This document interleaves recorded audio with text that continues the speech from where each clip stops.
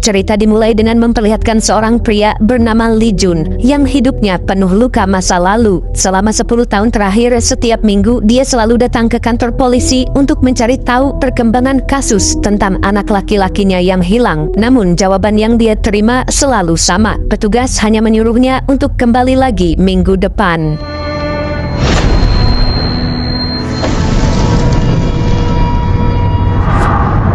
Dan setiap kali menaiki bis untuk pulang, Lee Jun selalu berpesan kepada sopirnya agar keesokan harinya dia diantar kembali ke kota. Rutinitas itu membuat sang sopir geleng-geleng kepala, bahkan menyarankan Lee Jun untuk mengikhlaskan saja karena kemungkinan besar putranya sudah tiada. Namun tekad Lee Jun tetaplah kuat. Dia lalu menggumam lirih bahwa putranya memiliki tanda lahir berwarna merah di sisi kanan lehernya.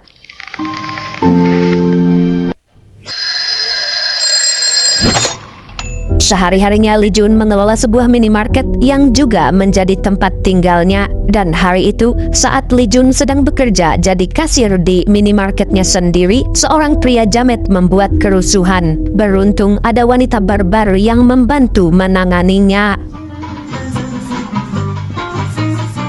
Tak lama setelahnya, seorang polisi lokal bernama Tinan bersama rekannya si Ireng datang untuk berbelanja. Tinan sempat berniat ngebon, tapi langsung batal saat melihat sorot mata Lee Jun yang tampak mematikan. Lalu Tinan berkata bahwa dia sangat ingin diajari jurus kungfu oleh Lee Jun, karena ternyata di balik diamnya Lee Jun sebenarnya dia adalah seorang mantan pasukan khusus Tiongkok yang ahli kungfu. Namun Lee Jun kembali hanyut dalam kenangan 10 tahun yang lalu, yaitu saat dia menunjukkan minimarket barunya yang dilengkapi terowongan bawah tanah. Di sini, istrinya juga memberinya hadiah ulang tahun pernikahan berupa mobil bekas. Akan tetapi, lamunan itu buyar saat tiba-tiba lantai minimarket berguncang hebat seperti diguncang gempa.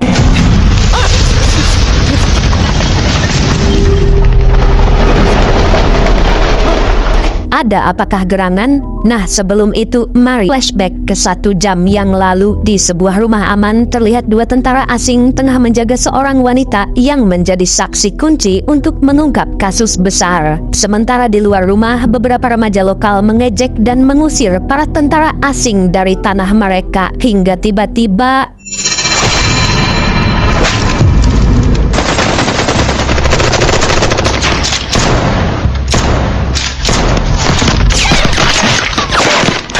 tak disangka-sangka sekelompok pasukan bercadar yang dijuluki gangster dekil menyerbu rumah aman itu secara membabi buta. Di tengah suasana tegang, salah satu tentara wanita berusaha menolong seorang gadis kecil yang terlihat ketakutan. Namun naas, dia justru menjadi korban selanjutnya.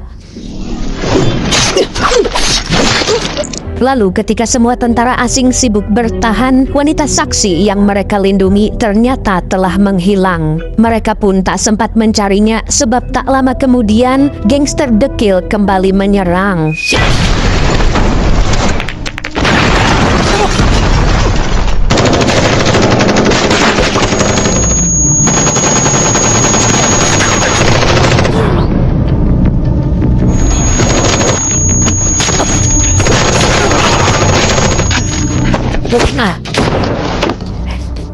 Usai pertempuran brutal itu, komandan dari tentara asing kemudian dibawa untuk menghadap si pemimpin dari gangster dekil, yaitu seorang ketua mafia paling kejam dan bengis yang dipanggil ayah oleh para anak buahnya. Beliau selalu ditemani seorang wanita misterius bernama Ying Tao. Di sini, si tentara asing pun mengatakan bahwa orang yang mereka cari telah melarikan diri, dan tak berselang lama tangan kanan ayah yang bernama Xiu Ji menyerahkan HP karena ada panggilan masuk dari seberang. Seorang kai-kai marah dan menegur aksi gangster dekil yang nekat menyerang komunitas Tionghoa.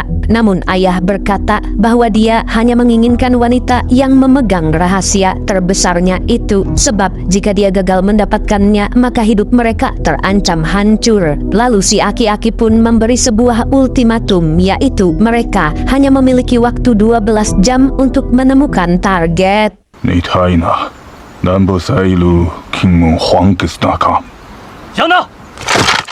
kembali ke minimarket di mana semua alat komunikasi tiba-tiba terputus. Lalu si wanita barbar dan si Jamet masuk ke minimarket untuk berlindung. Tak lama setelahnya, seorang pendeta dan seorang perempuan bernama Lin Wan datang membawa seorang bocil yang terluka. Dengan cakatan, Li Jun bertindak mengeluarkan darah beku di perut anak itu, dan berkat keahliannya, bocil itu pun sadar dan semua orang bernapas lega. Hingga tak berselang lama, ayah bersama pasukan dekil datang mengepung toko. Just help me.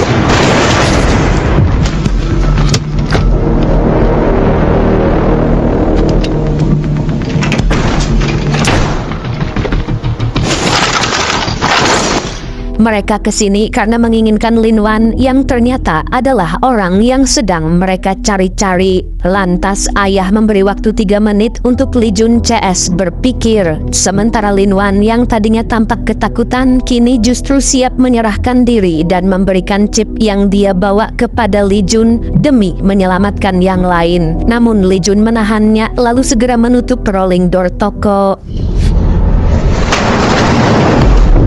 Karena Li Jun menunjukkan perlawanan, ayah lantas memerintahkan tangan kanannya yang kepalanya ditutupi ember baja bernama Yusuf untuk menangkap Lin Wan secara paksa. Sementara di dalam minimarket, tindakan Li Jun diprotes oleh yang lain. Bahkan salah satu dari mereka menarik Lin Wan dan hendak menyerahkannya ke ayah. Akan tetapi pasukan dekil keburu menghabisinya.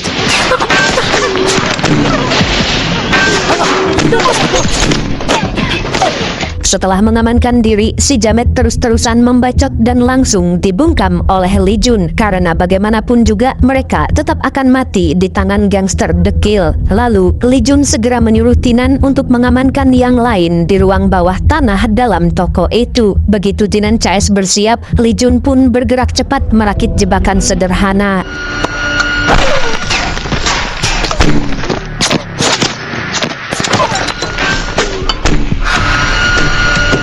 Namun, tutup terowongan ternyata susah dibuka. Dengan keahliannya sebagai mantan pasukan khusus, Li Jun pun membuka tutupnya menggunakan taktik ilmiah. Bersamaan dengan itu, Yusuf dan pasukannya berhasil mendobrak masuk ke minimarket. Tapi tanpa mereka sadari, jebakan Li Jun akan segera menghabisi para pasukan dalam sekali waktu. Li Jun pun berhasil membawa ibu mertuanya dan yang lain ke terowongan bawah tanah. Tapi karena pintu keluarnya susah dibuka, Li Jun bersama Tinan dan seorang gelandangan cat lovers pun terpaksa kembali ke atas untuk mengambil peralatan. Lalu, Li Jun mengecoh pasukan dekil di luar dengan bom asap selagi Tinan dan si gelandangan mengambil barang yang diperlukan. Namun tak disangka-sangka, si Yusuf masih hidup dan langsung menyerang Li Jun.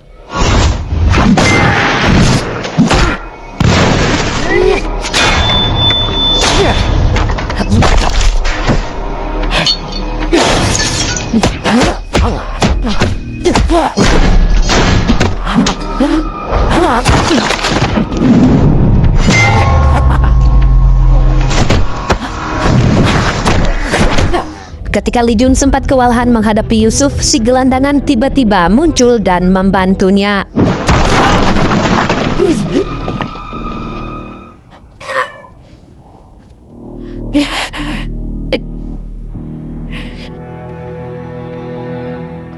Naas, si gelandangan justru berakhir tewas dan tak berselang lama pasukan dekil lainnya masuk sehingga Li Jun terpaksa menghadapi mereka sendirian.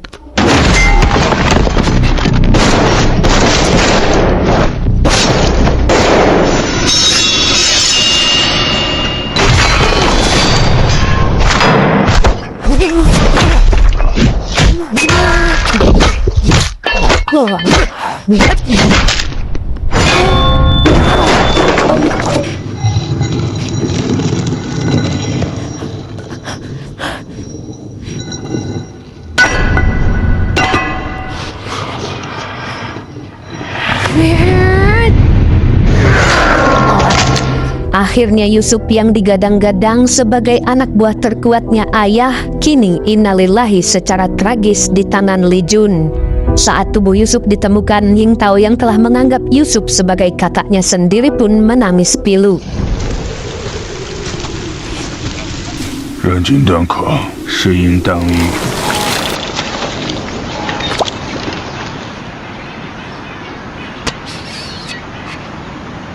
Kau selalu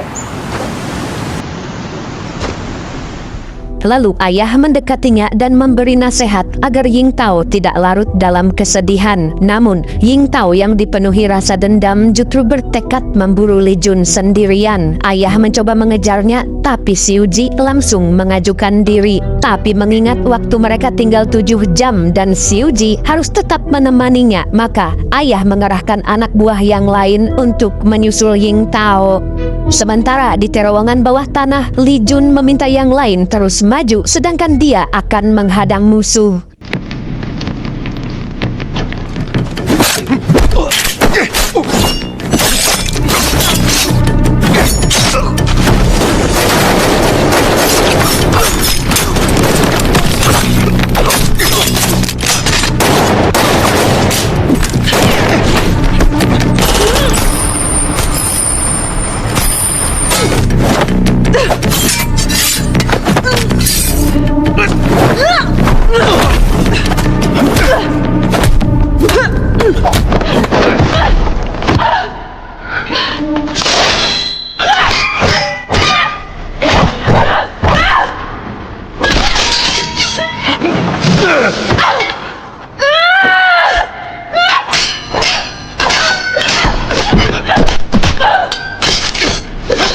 Akan tetapi setelah pertarungan brutal yang berhasil menewaskan Ying Tao itu, tiba-tiba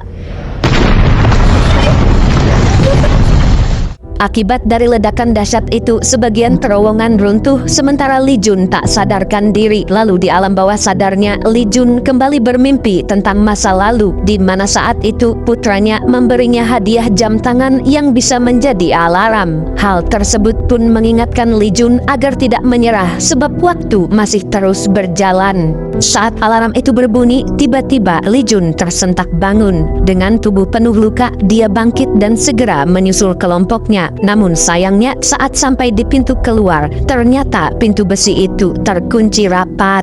Di sisi lain, ayah yang menerima laporan bahwa terowongan telah runtuh sontak marah besar. Beliau lalu mengerahkan Xiu Ji beserta pasukannya untuk segera masuk ke dalam dan memburu Li Jun. Sementara itu, di dalam terowongan yang gelap dan sempit, kelompok Li Jun masih terjebak. Di tengah suasana penuh ketegangan, sang pendeta justru berdoa untuk para anggota gangster dekil yang gugur. Tindakannya itu membuat yang lain keheranan. Kenapa orang-orang yang tidak berperi kemanusiaan seperti mereka masih didoakan? Lantas sang pendeta pun menceritakan kisahnya selama mengabdi di kota itu, di mana para pasukan bercadar mulanya hanyalah anak-anak muda yang bertahan hidup dengan mengais roti gratis di gereja setiap minggu. Namun, beberapa tahun kemudian mereka kembali dengan wajah ditutupi cadar serta sebuah senjata di tangan. Mereka bukan lagi pengemis kecil yang polos, melainkan prajurit yang telah direkrut untuk membunuh. Dan pemimpin dari anak-anak gereja itu ternyata adalah Xiu Ji. 人都改不了。 Kenanan getir juga kembali menghantam Li Jun. Dia memimpikan saat tubuhnya penuh luka dan keluarganya terjebak di dalam mobil yang terbakar. Dia menyaksikan semuanya namun tak berdaya untuk menolong. Dia pun hanya bisa menatap dan menyesali takdir saat api melahap orang-orang yang dia cintai. Hingga tiba-tiba dia terbangun dan mendapati Lin Wan berada di sampingnya. Kemudian di sini Lin Wan mengungkap sebuah rahasia besar, yaitu bahwa chip di tangannya berisi catatan hitam gangster dekil yang merupakan kelompok mafia paling berbahaya di Asia Tenggara. Selain itu, di chip tersebut juga ada uang elektronik sebanyak 3 miliar dolar. Maka tak heran jika ayah mati-matian memburunya. Lin Wan juga mengaku pernah menjadi bagian dari organisasi kriminal itu, yang mana mereka semua adalah anak-anak yatim piatu yang dididik menjadi mesin pembunuh. Lalu karena sejak kecil Lin Wan ahli di bidang komputer, dia pun menjadi tim IT dan diberi akses ke file rahasia. Dari situlah dia tahu kerusuhan yang membuat mereka yatim piatu ternyata direncanakan oleh organisasi itu sendiri. Selama 3 tahun Lin Wan menyiapkan pelarian dengan membawa chip tersebut. Dan kini dia mau menyerahkan chip itu kepada Li Jun karena khawatir dirinya tidak akan selamat. Tetapi Li Jun menolak dan mengatakan kalau dia hidup hanya untuk mencari putranya. Jadi Lin Wan sendirilah yang harus memastikan chip itu sampai ke tangan yang tepat. Di tengah keputusasaan mereka, hembusan angin dingin menerpa menandakan adanya celah menuju dunia luar. Tinan segera mencari sumber angin itu dan menemukan dinding rapuh yang bisa dijebol. Sementara di sisi lain, salah satu anak buah ayah mendapatkan peta tentang jalur rahasia itu. Tanpa menunda waktu, Xiu Ji segera mengarahkan pasukannya untuk menuju pintu yang kemungkinan menjadi jalan keluarnya. Namun, ayah meminta beberapa pasukan tetap tinggal untuk membawa jasad Ying Tao keluar. Menjelang pagi, kelompok Li Jun berhasil menemukan jalan keluar melalui cerobong udara sebuah menara. Setelah sekian lama terjebak dalam kegelapan, mereka akhirnya kembali menghirup udara segar. Namun kebebasan itu hanya sesaat sebab tak disangka-sangka.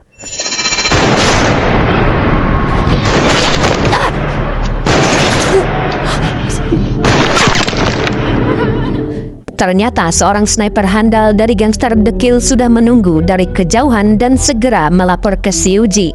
Lalu saat Lin Wan hendak menyelamatkan sang bocah, dia justru ditembak. Begitu juga dengan ibu mertuanya Li Jun. Dan setelah Li Jun mengatur siasat, baku tembak pun pecah.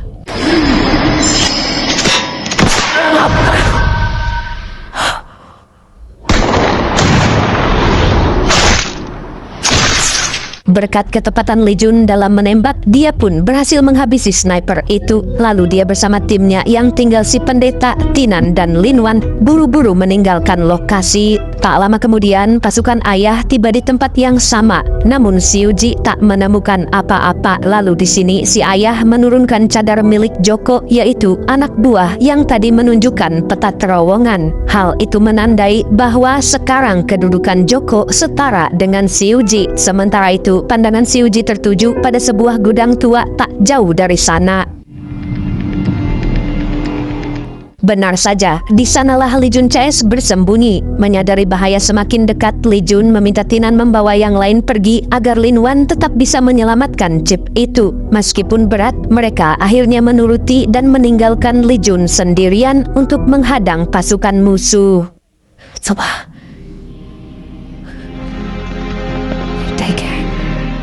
Tak berselang lama, pasukannya Joko sudah sampai duluan di gudang. Joko yang semangatnya semakin membara setelah naik pangkat kini memimpin pasukannya untuk bergerak. Namun yang tak mereka sadari, jebakan demi jebakan telah siap untuk menghabisi mereka.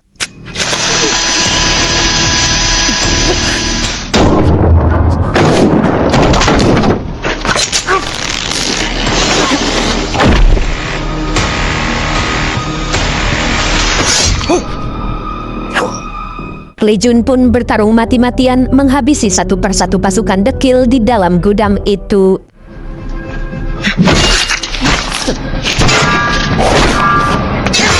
Setelah berhasil merebut alat komunikasinya Joko, Li Jun pun memancing Xiu Ji dengan memberikan sinyal keberadaannya.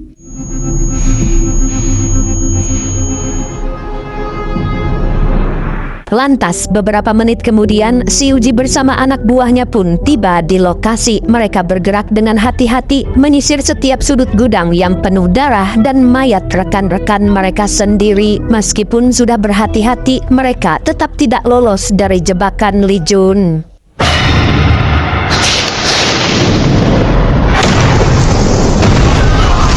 Akibat ledakan itu, anak buah Xiu Ji habis tak tersisa. Maka sekarang waktunya Li Jun by one brutal melawan Xiu Ji.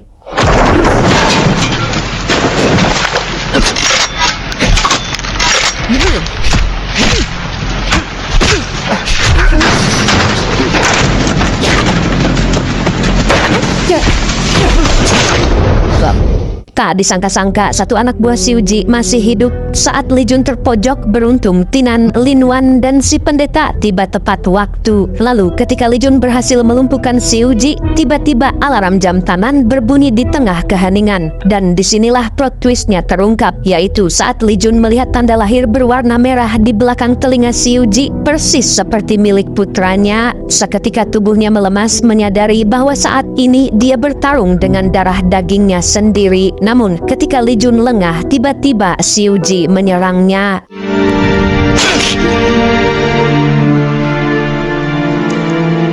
Li Jun yang tidak melawan kini pasrah merasakan perutnya ditikam oleh sang anak yang telah dia cari-cari selama 10 tahun lamanya. Dalam momen reuni yang mengharukan ini, Siu Ji mulai menyadari bahwa orang yang nyaris dia bunuh adalah ayahnya sendiri.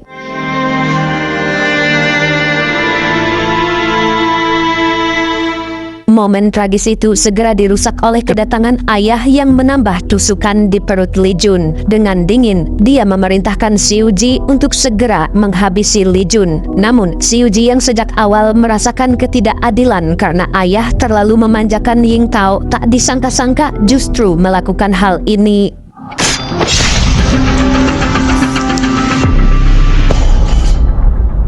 Setelah itu dijelaskan bahwa Li Jun koma dan Tinan memilih pulang ke Tiongkok untuk kembali ke kampung halaman ayahnya. Sementara itu Siu Ji dijatuhi hukuman penjara seumur hidup. Di akhir film kita diperlihatkan dengan Lin Wan yang bertemu si pendeta di bandara. Namun tiba-tiba raut muka pendeta berubah sambil memperlihatkan chip yang kini berada di tangannya. Father will always be with you. Keterkejutan Lin Wan menjadi penutup meninggalkan misteri yang tak terjawab, dan film pun tamat. Seperti biasa, like kalau kalian suka, dislike kalau enggak, subscribe kalau belum. Sampai jumpa di video yang lain. Sekian dari saya, pamit undur diri. Assalamualaikum warahmatullahi wabarakatuh.